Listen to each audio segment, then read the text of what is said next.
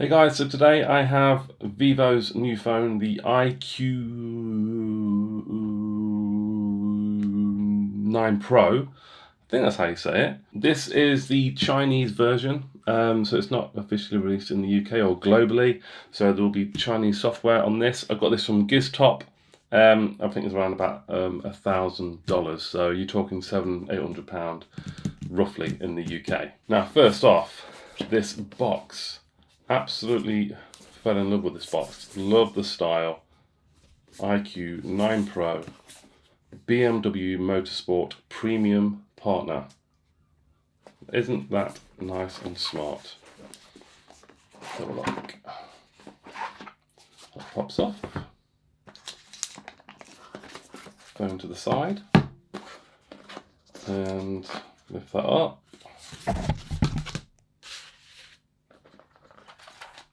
Ooh. Wow.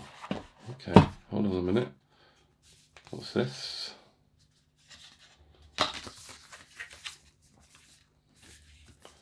Oh, nice.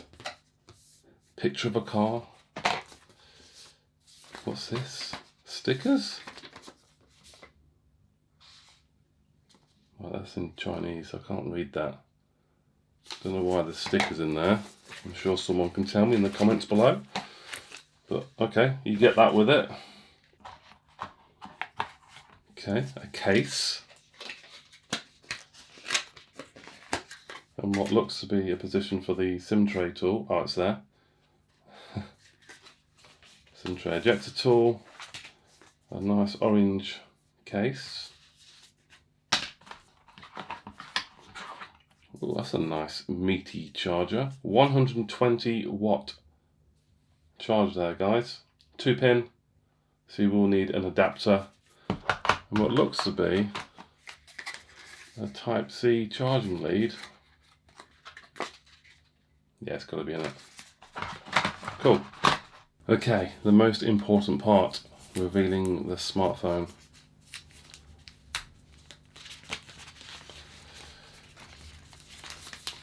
Okay, there's the front. Wow, what a striking design that is. That is really, not sure what material that is. It's not a plastic. Wow. Look at that camera housing as well, look at that. Let's take a closer look. Different, very, very different. It's got curved screen, curved edges, very much like the Xiaomi 12 Pro, which when you compare the specs are very, very similar. I love that orange button, nice textured, tactile button. So yes, a volume power there. We have what looks to be an IR blaster and a microphone, and on this side it's absolutely clear. And at the bottom, Type-C, a speaker, and SIM tray. Superb. Look at that, it's so nice. That's in the palm of my hand. I do have big hands. I'm 6'6", I'm tall, so I do have big hands. And the actual display size on this is 6.78 inches. But the whole sort of body, 164.8. So, fairly big. That's the 12 Pro, the Xiaomi 12 Pro. I think it's slightly bigger than the 12 Pro. Let's turn it on. Yeah, look at that. So nice. Yeah, I'm quite surprised because it's not like your typical glass back that we've been getting lately in a lot of flagships. But that's nice. Let's smell it.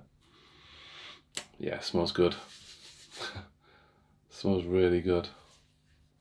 Oh, here we go. Almost straight in. So the display on the iQOO 9 Pro, we have an LTPO AMOLED display, 1 billion colors, 120 Hz, HDR10+, And we have 1000 nits to a maximum of 1500 nits as well. Now when you compare the specs to the 12 Pro, the screens are, I'd say, exactly the same. So that is very, very interesting. Let's see what, I've never actually used a Vivo phone before, so this is the first time I've experienced a Vivo phone, so the software. Let's have a look at the display. Screen resolution. So we do have 1440, so it's a 2K display. 3200 by 1440. We do have smart switch, and we can go 120, and we're in, and we're still at 1440 as well. So this is a Chinese phone, so there's going to be Chinese software on the device. Play Store is installed, so if you do buy it from Giztop, they do install the Play Store as well anyway. So yeah, I've got the 12 gig version, 256 gigabytes of internal storage, powered by the new Snapdragon 8 Gen 1. So I will do a throttle test against the Xiaomi 12 Pro soon. Both same chipset, so interesting to see how that comes out. Now, if you notice here, plus 4 gig, if you click that, up to 4 gig of RAM, phone storage can be used for extended RAM. So this is obviously not used Vivo before, so I'm not too familiar with the this process of adding a fingerprint. So instead of tapping and keep removing, you just keep your finger on it. I've already added that one. Let me do my. That's it. Just do it once. Wow, cool. And now let's test the fingerprint sensor. So a little circle comes up. Yeah.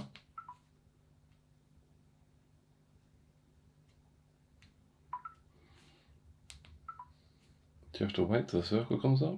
Okay.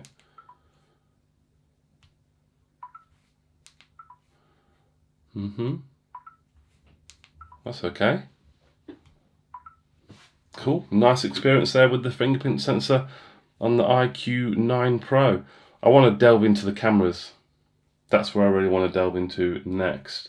Now, love that camera housing. Really, really love that.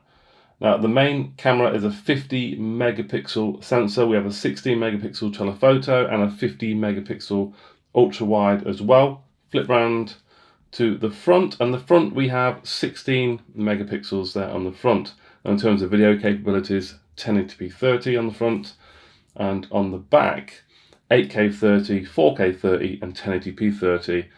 That's what I'm reading on the spec sheet. Why on earth does this not have 60 frames per second? I don't know. So this is a close look at the camera software. So a quick look at here. So it looks very, very different in terms of the style, but you have the typical settings. 16:9, that's fine. In photo, video. Oh, you can do 1080p 60. Why is not? That wasn't on the spec sheet I was reading. So you can shoot 1080p 60, 4K 60, 8K 30. Okay, that's fair enough. So I'll be doing some 4K 60 stuff in a moment, just to show you what it's like. Micro movie. Oh, okay, that's like Xiaomi. Very similar to Xiaomi there. High resolution, 50 megapixel camera, so you have to choose that if you want to make use of the 50 megapixel. Portrait as well. Okay, this is what the camera can do. Okay, 1080p 30 on the iQOO 9 Pro. There doesn't seem to be any stabilization, I don't think, on the 1080p 30. But this is the quality and how it handles light. So it's blown out the window at the back there, but I'm still exposed and in focus. But yeah, I don't think there's any stabilization though, by the looks of it. Could be a deal breaker for some people.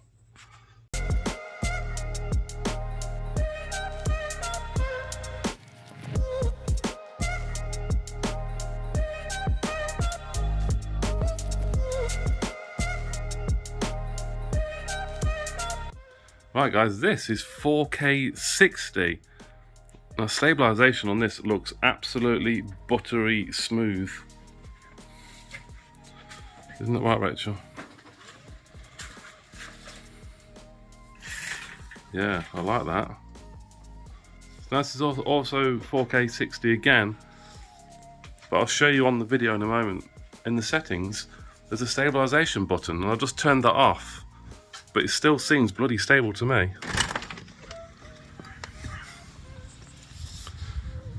That's the storm Eunice, it's blown that over.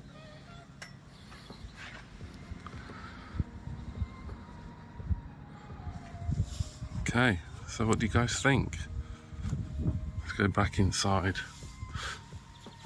Oh my god. No, it's not done what the Xiaomi 12 Pro did. It's steamed up the bloody main lens. You're joking. It's gone all foggy. Wow. Foggy lens. Foggy lens. How crap that is. It's got a foggy lens. Can you see it? Outside? See the fog in the lens there? No. There's like a little patch. Fog. There in the centre. Right, that foggy lens foggy lens thing is. Maybe want to test again. Let's go outside again.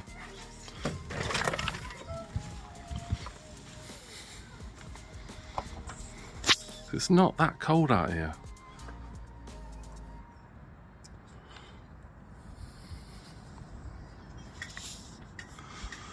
You know, it's not that cold. Well, it's a bit windy. Now if we go in, yeah, it's fogging up again, look.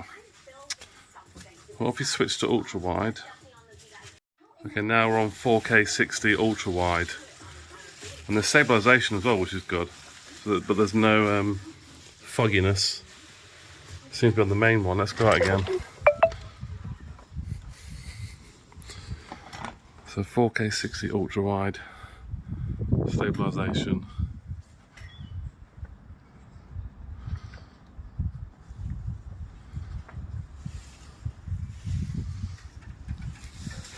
Now let's have a look. Go in. Okay, so that one is okay. It just seems to be the main sensor is the one that gets foggy, not the ultra wide.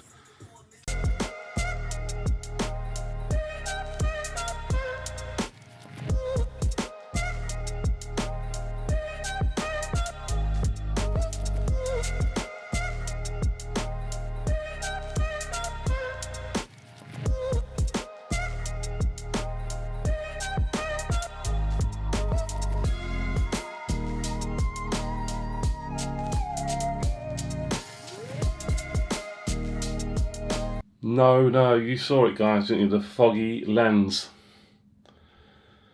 So let me just show you this first, what I was talking about. That stabilization setting there, you can turn it off, but it was still really stable with that off anyway, so not entirely sure what that's doing. But yeah, the big thing, the main sensor was getting foggy.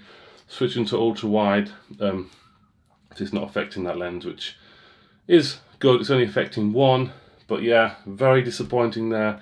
Just like the Xiaomi 12 Pro, that had a foggy lens as well. And to be fair, it's not really cold out today. Let's check the weather. 11 degrees. It's 11 degrees Celsius where I am. Yes, it's a bit windy. We have the central heating on inside, so it's nice and warm. But yeah, that should not be happening to a phone of this price. Very poor build quality, really, in a sense, for the main lens. Very disappointing. I was quite happy overall though with the video quality in general and the photo quality as well. I thought portrait mode was pretty decent. But yeah, that was I've put a little dampener on things. Okay guys, speakers test now. Dual speakers, bottom and the top incorporated into the earpiece there. Turn this up. Sounding good.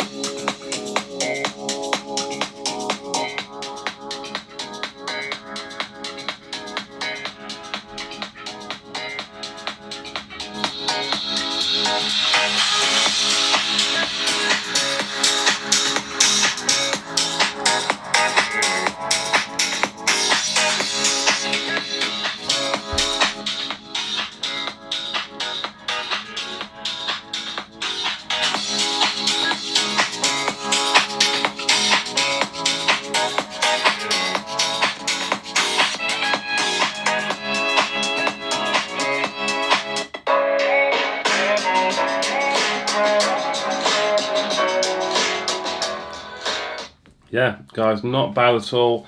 Very good loudspeakers. The only thing I have noticed that the bottom one is more powerful than the top one.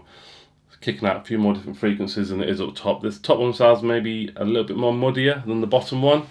So it's not the perfect stereo experience when you're facing your phone exactly like this. You're probably going to hear more coming from the right than you would do on the left, but not by much.